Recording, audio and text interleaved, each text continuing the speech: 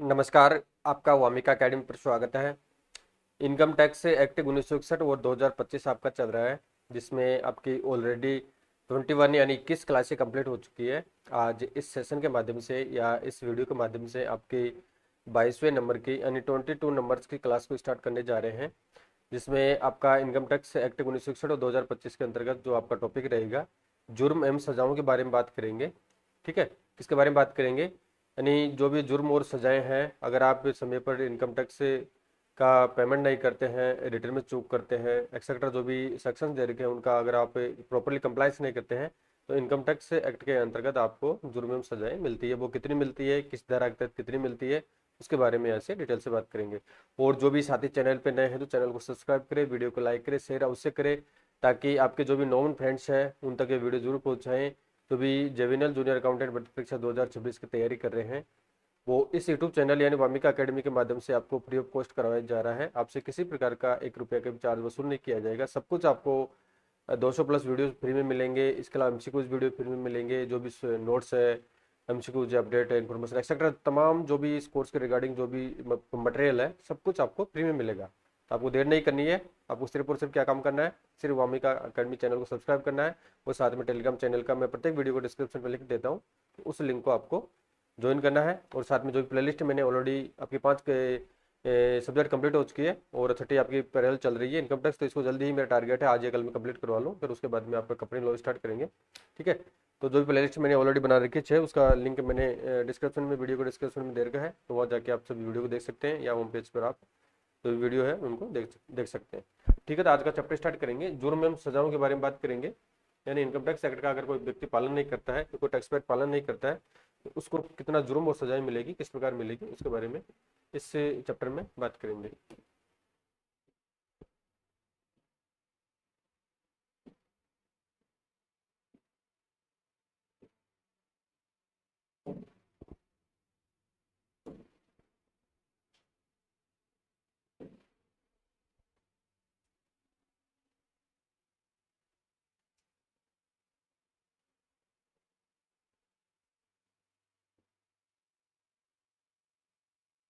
Last class में आपका जो 21 नंबर की क्लासेस थी फ्रेंड, उसमें हानि का विवरण के बारे में बात की थी, फिर ई फाइलिंग क्या होता है उसके बारे में बात की थी, परिस्थितियां जिनमें ई फाइलिंग करना आवश्यक है, कौन कौन सी सिचुएशन होती है ई फाइलिंग के रिगार्डिंग, उसके बारे में बात की थी। फिर आयकर विभाग द्वारा आयकर ई रिटर्न फाइल करने पर निम्न सुविधाएं दी जाती है, कौन कौन सी दी जाती है, ऑनलाइन आयकर प्रतिवेदन प्रस्तुत करने के चरण कौन कौन से हैं, और उसकी प्रोसेस कौन कौन सी, वो बात हो चुकी थी। और इसके अलावा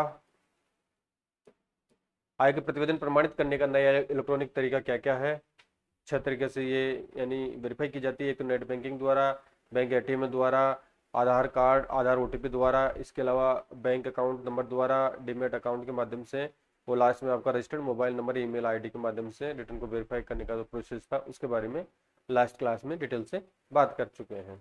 अब फ्रेंड्स यहाँ बात करेंगे कि जुर्म सजाओं के बारे में बात करें। अगर इनकम टैक्स एक्ट का किसी टैक्स पेयर द्वारा, चाहे वो कंपनी हो, चाहे वो एच हो, चाहे वेस्टी हो, अगर उस व्यक्ति द्वारा पालन नहीं किया जाता है, तो यहाँ पर उसको जुर्माने का पेमेंट करना होता है। उनको सजाएं भी होती है, क्या होती है उसके बारे में बात करते हैं। जुर्म एवं सजाएं ओपन सेज एंड प्रोसिक्यूशन है, तो आयकर अधिनियम की धारा 2 ये ध्यान रखना है। यानी इनकम टैक्स एक्ट 1961 के अकॉर्डिंग ये धाराएं हैं, और 2025 के अकॉर्डिंग जो भी धाराएं प्रतिस्थापित की गई, जो भी चेंज की गई है, वो मैं ऑलरेडी कंप्लीट करवा चुका हूँ, पीडीएफ भी दे चुका हूँ। उस धाराओं को आपको देखना है। बहुत पहले तो 1961 में 275 ऐसे लेकर 280 में इसका उल्लेख किया गया था, और 2025 में जो भी ये जुर्म एवं सजाओं का टॉपिक है, वो किस धारा में, मैं ऑलरेडी कंप्लीट करवा चुका हूँ। ठीक है, तो उन वीडियो में आपको सब धाराएं मिल जाएगी, तो वहाँ आपको जरूर देखना है। दोनों धाराओं को ध्यान रखना है, इनकम टैक्स एक्ट 61 के भी, 2025 के भी, जुर्म एवं सजाओं के रिगार्डिंग।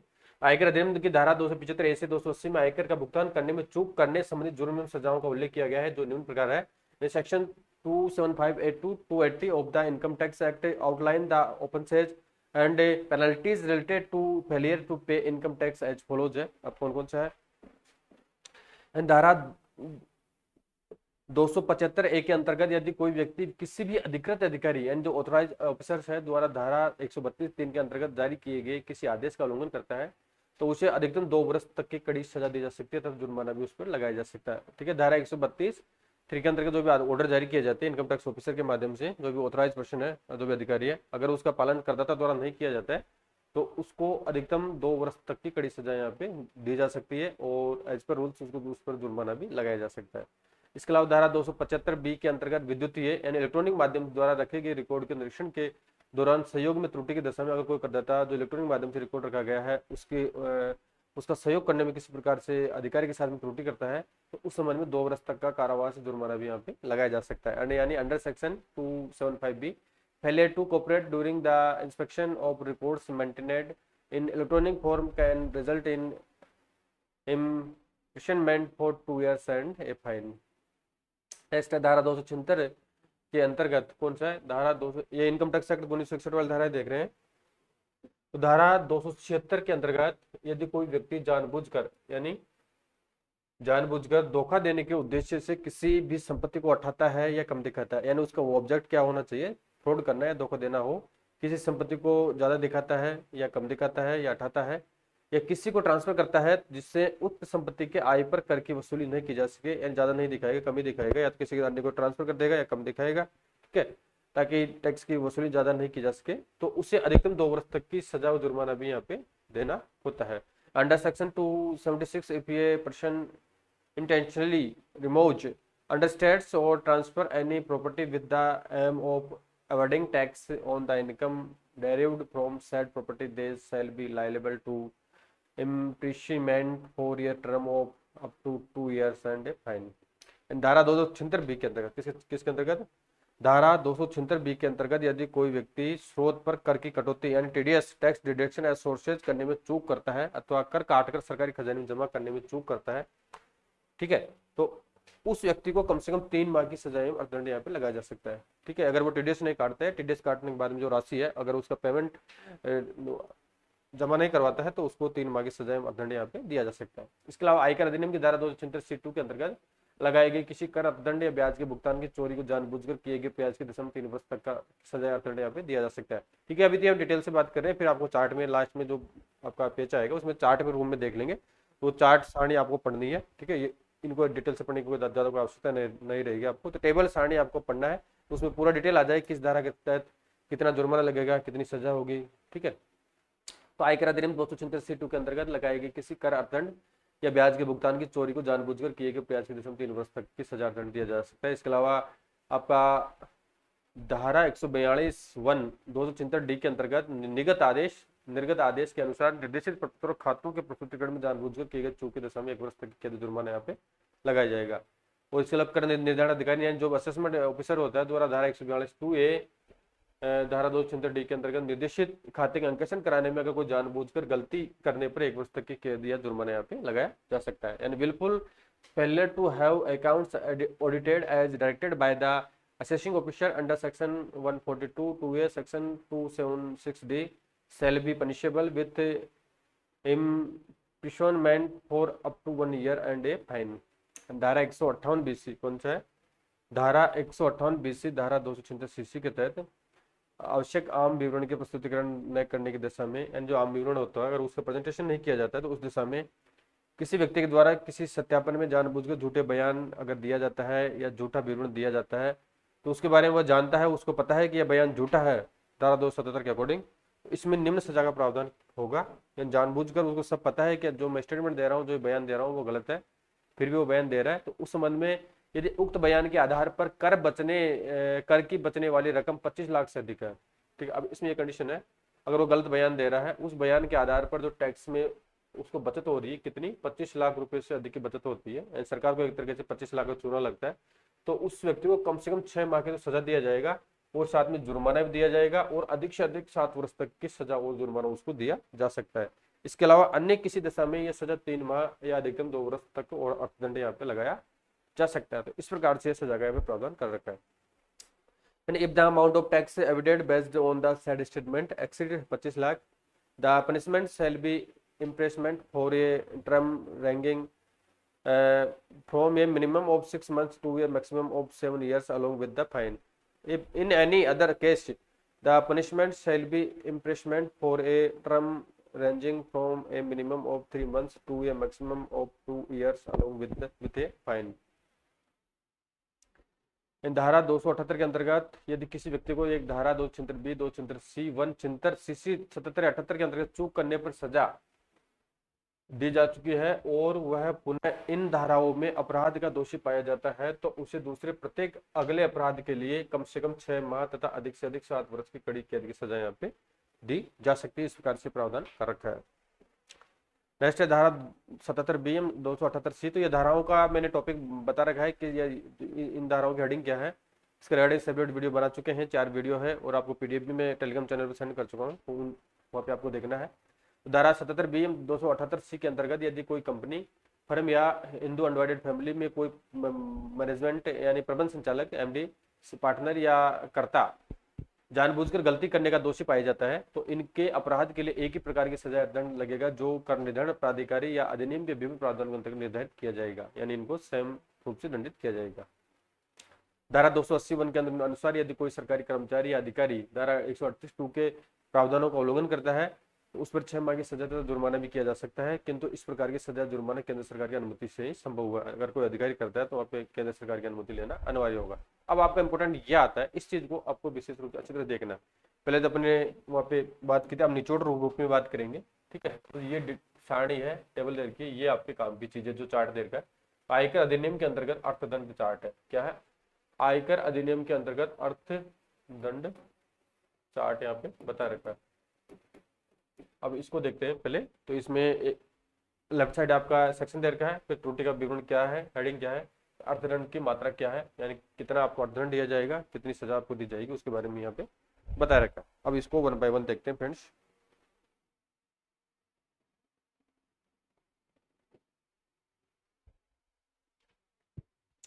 फर्स्ट है आपका धारा है, धारा 140(a)(3) है। तो इसमें क्या बता रखा है कि स्वयं कर निर्धारण धारा 140(a)(1) अथवा फ्रिंज यानी जो भी फ्रिंज लाभ होते हैं, तो फ्रिंज लाभों पर देश संपूर्ण या आंशिक कर या ब्याज या दोनों के भुगतान में अगर कोई करदाता त्रुटि करता है, ठीक है, तो अर्थदंड की क्या राशि रहेगी? तो कर निर्धारण अधिकारी एंड टैक्स असेसमेंट ऑफिसर द्वारा निर्धारित राशि जो बकाया कर राशि से अधिक न हो इतना उस पर अर्थदंड लगाया जाएगा।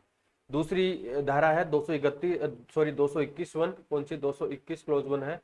कर भुगतान में अगर टीडीएस काटने के बाद में कर भुगतान में अगर किसी करदाता द्वारा यहाँ पे त्रुटि की जाती है या देरी की जाती है तो उस संबंध में क्या दंड लगाया जाएगा? तो वह राशि जो कर निर्धारण अधिकारी दंड के रूप में लगाए, परंतु यह बकाया कर की राशि से अधिक नहीं हो सकती। अब इसमें 2 चीजें हैं, वो कर निर्धारण अधिकारी के ऊपर डिपेंड, जैसे मान के चलो 50,000 की राशि बकाया है तो कर निर्धारण अधिकारी के ऊपर डिपेंड है, वो 10,000 का जुर्माना लगा सकता है, 5 का लगा सकता है, लेकिन मैक्स टू मैक्स जो बकाया राशि है उससे ज्यादा जुर्माना वो कभी नहीं लगा सकता है। ये आपको विशेष ध्यान रखना है।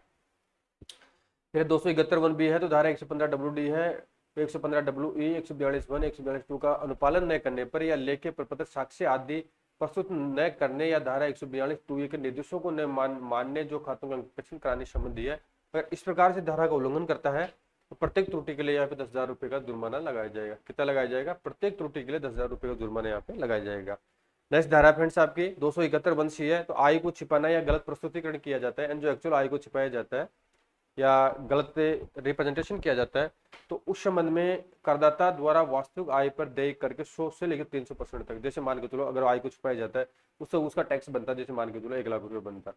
अगर आय को छुपाने अगर नहीं छुपाता तो 1 लाख रुपए उसे टैक्स का पे करना होता। अगर बाद में पकड़ी जाती है तो इसका लगभग 1 से लेकर 3 गुना यानी 3 लाख तक इसका जुर्माना लगाया जा सकता है। कुल टैक्स राशि का 3 गुना तक जुर्माना यहाँ पे लगाया जा सकता है। तो करदाता द्वारा वास्तविक आय पर देय करके 100% से लेकर 300% तक यहाँ जुर्माना लगाया जा सकता है। 3 गुना तक यहाँ पे जो वास्तविक टैक्स की राशि थी उस सीमा तक यहाँ पे 3 गुना जुर्माना लगाया जा सकता है। फिर धारा 271 यह है, धारा 44(a) के अंतर्गत वांछित लेखा पुस्तकों प्रपत्रों आदि के रखरखाव एवं अनुरक्षण में अगर त्रुटि की जाती है, जो भी लेखा पुस्तकें हैं प्रपत्र है उनका प्रॉपर्ली मेंटेनेंस या किताबें नहीं रखी जाती है तो उस संबंध में आयकर अधिकारी द्वारा 25,000 रुपए का जुर्माना संबंधित कंपनी है करदाता उस पर लगाया जा सकता है। नेक्स्ट 271(a) में है, अंतरराष्ट्रीय व्यवहारों के संबंध में सूचनाएं एवं प्रपत्र रखने में त्रुटि के दशा में, जो इंटरनेशनल ट्रांजेक्शन किए जाते हैं, ठीक है, अब उस समय में जो भी इन्फॉर्मेशन को रखना जरूरी होता है, जो रिकॉर्ड है प्रपत्र है वो रखना जरूरी होता है क्योंकि उनकी ऑडिट होती है, इनकम टैक्स ऑफिसर को समक्ष पेश करना होता है। तो यहाँ पर अगर इस प्रकार से सूचनाएं प्रपत्र रखने में त्रुटि की जाती है तो प्रत्येक अंतर्राष्ट्रीय व्यवहार यानी जो प्रत्येक अंतर्राष्ट्रीय व्यवहार होता है का जो मूल्य होता है, जैसे 10 लाख का मूल्य है ट्रांजेक्शन का, तो उसका 2% यहाँ पे जुर्माना लगाया जाएगा। एग्जाम्पल के तौर पे देख रहे हैं, जैसे 1 लाख रुपए का अगर वो ट्रांजेक्शन हुआ अंतरराष्ट्रीय, 2% हो गया आपका 2,000, तो 2,000 रुपया इस प्रकार से प्रत्येक ट्रांजेक्शन पर ये इतना जुर्माना यहाँ पे आरोपित किया जाएगा। नेक्स्ट देखते हैं 271 ट्रिपल ए है, जांच के दौरान घोषित पाई राशि है। अगर इनकम टैक्स रेड पड़ती है, रेड के दौरान जो घोषित पाई राशि पाई जाती है, तो जो अघोषित राशि है यानी विदाउट डिक्लेयर राशि है, तो उसका 10% यहाँ पे जुर्माना लगाया जाएगा। फिर 271 भी है, धारा 44 के निर्देशानुसार खातों का अंकेशन न कराने या अंकेशन रिपोर्ट प्रस्तुत न करने की दशा में जो भी सकल बिक्री है या सकल प्राप्ति का 5% या 1.5 लाख रुपया दोनों में से जो भी कम हो, which ever is less than, इतना जुर्माना यहाँ पे लगाया जाएगा। अगर खातों का अंकेशन न कराना या अंकेशन रिपोर्ट प्रस्तुत नहीं किया जाता है, सकल बिक्री या सकल प्राप्ति का 5% या 1,50,000 रुपये, इनमें से इन दोनों में से जो भी कम है, इतना जुर्माना यहाँ पे आरोपित किया जाएगा। फिर नेक्स्ट टेबल देखते हैं, इसमें धारा है, इधर आपका सेक्शन है, फिर त्रुटि का विवरण है, फिर अर्थदंड की मात्रा है। धारा 271 बी के बारे में बात करें तो अंतरराष्ट्रीय व्यवहारों के संबंध में धारा 90 के अंतर्गत लेखाकार की रिपोर्ट दाखिल करने में अगर कोई त्रुटि करता है कोई करदाता, यहाँ पे 1 लाख रुपए का जुर्माना लगाया जाए। कितना लगाया जाएगा? बहुत ही तगड़ा जुर्माना है, 1 लाख, यानी जो भी सी है, सी की रिपोर्ट दाखिल करने में अगर कोई त्रुटि करता है तो यहाँ पे 1 लाख रुपए का जुर्माना यहाँ पे उस संबंधित करदाता पर लगाया जाएगा। नेक्स्ट है 271 बीबी है, तो वांछित पूंजी निर्गमन में अंशदान करने में त्रुटि, यानी वांछित पूंजी का निर्गमन किया जाता है, अगर उसमें कंट्रीब्यूशन करने में अगर त्रुटि की जाती है, तो ऐसी राशि का, जो भी राशि की त्रुटि राशि है, उसका 20% यहाँ पे जुर्माना लगाया जाएगा। कितना लगाया जाएगा? 20% यहाँ जुर्माना लगाया जाएगा। नेक्स्ट आपका 271 सी है, स्रोत पर आयकर कटौती नहीं करना, एंड टीडीएस पर अगर कटौती नहीं की जाती है तो कटौती न की जाने वाली राशि के बराबर, जैसे 20,000 की कटौती करनी थी, 20,000 रुपये कटौती नहीं की गई, तो जितनी कटौती की जानी थी उतनी कटौती के बराबर यहाँ पे जुर्माना लगाया जाएगा। ठीक है, तो 20,000 की नहीं करनी थी, 20,000 का नहीं किया, तो यहाँ पे 20,000 रुपये का आपको कटौती भी करनी है और 20,000 रुपये आपको अलग से जुर्माना भी देना अनिवार्य होगा। नेक्स्ट धारा है 271 ये है, तो धारा 209 के प्रावधानों के विपरीत किसी ऋण या जमा राशि का भुगतान वापस करना, अर्थात 20,000 से अधिक के ऋण या जमा राशि का चेक या ड्रॉप के माध्यम से भुगतान किया जाता है, तो भुगतामिता जमा या ऋण की संपूर्ण राशि यहाँ पे जुर्माने के रूप में लगाई जाएगी।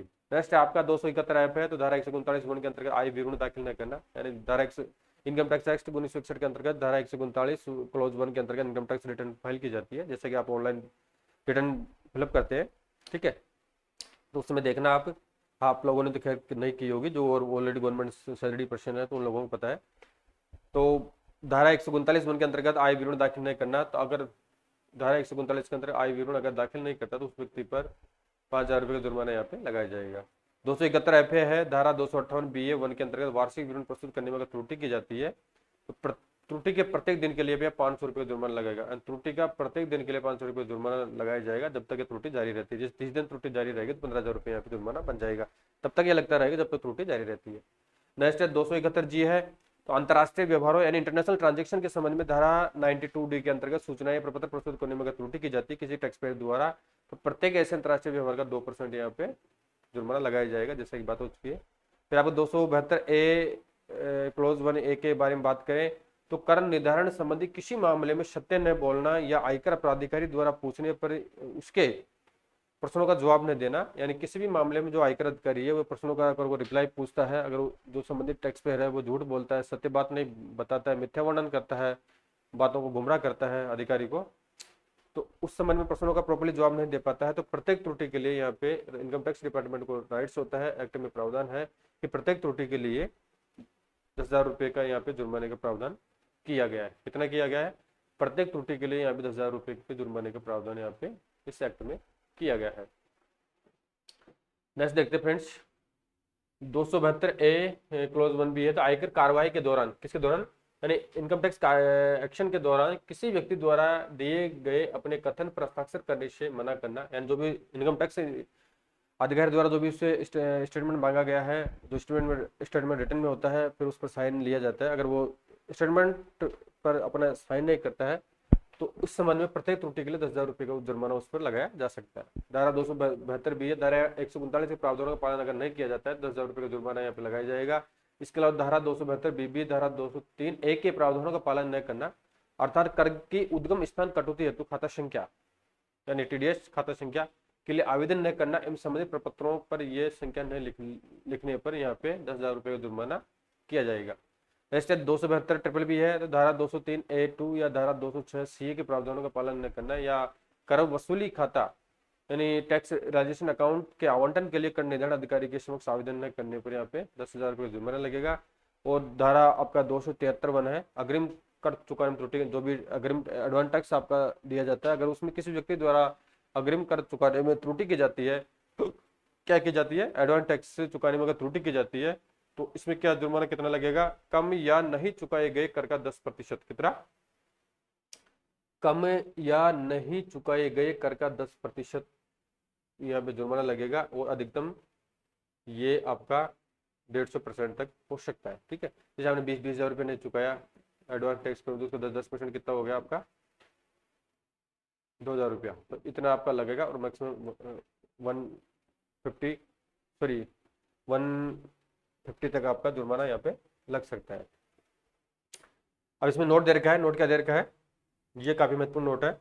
यदि करदाता यह सिद्ध कर दे, यानी उपरोक्त जो भी धाराएं दे रखी है, जो भी उल्लंघन करने पर जो भी दंड की सजा है, यानी विषय क्या होना चाहिए, इसमें टॉपिक क्या है और दंड कितना, आर्थिक दंड कितना लगेगा, तो यदि करदाता यह सिद्ध कर दे कि किसी त्रुटि के लिए समुचित कारण विद्यमान था, यानी उपरोक्त जो भी त्रुटियां की गई, दोनों अपने टेबल देखिए, जो भी त्रुटि हुई है उसके रिगार्डिंग जो भी टैक्स पेयर है वो समुचित कारण का उल्लेख कर देता है, समुचित कारण बता देता है, इस कारण से त्रुटि हुई है, कारण ये था उस समय, जो भी रीजन है, और अगर उससे अधिकारी सेटिस्फाइड है तो धाराएं 271, 271A, 271B, 271BB, 271C, D, E और F, और 271FA और 271FB या 272A, 272AA, 272BB, 273, 271AA, 271B अथवा 271G के अंतर्गत कोई दंड यहाँ पे नहीं लगेगा। यानी उपरोक्त जो भी कारण दे रखे हैं, अगर इनके द्वारा करदाता द्वारा जिसमें चूक की गई है, लेकिन वो बाद में यानी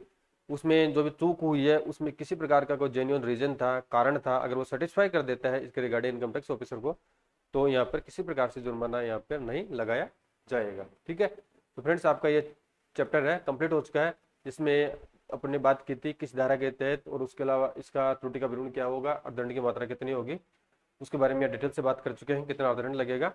ठीक है, आपका चैप्टर कंप्लीट हो चुका है। अब आपका नया इनकम टैक्स के अभी अब कुछ वीडियो और बनेंगे तो उन क्लासों को जल्द कवर कर लेंगे। ठीक है, तो ये चैप्टर आपका कंप्लीट हो चुका है। अब नए चैप्टर में नए टॉपिक के साथ में मिलेंगे। अगर आपको किसी प्रकार की क्वेरीज हो, कोई सस्पेंस हो, कोई कमेंट करना हो, कोई सजेशन आप देना मुझे चाहते हैं तो मुझे बेझिझक आप कॉल या मैसेज कर सकते हैं। ठीक है, थैंक यू।